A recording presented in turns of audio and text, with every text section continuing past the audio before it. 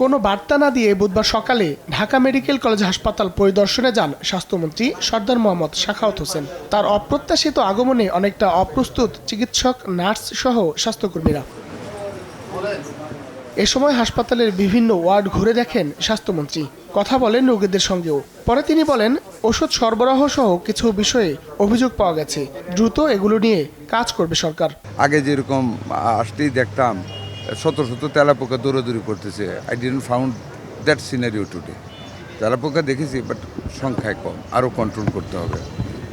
Medicine সব পাচ্ছে না রুগীরা, এটা একটা কমপ্লেন আছে। আমি কাপড়গুলি দেখেছি যে যাকে দেওয়া হয়েছে নিম্নমানের ওয়াশ। হাসপাতালে জনগণ সংকটের কথা উল্লেখ করে সীমিত সম্পদের মধ্যেই স্বাস্থ্যসেবা জনগণের দোরগোড়ায় পৌঁছে দেওয়ার আশ্বাস দেন মন্ত্রী। দালালি বন্ধ করে ফেলবে একেবারে।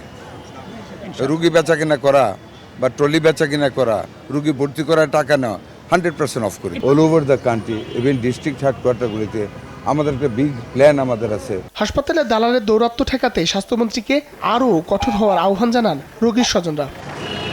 হায়দার আলী, সময় সংবাদ, ঢাকা।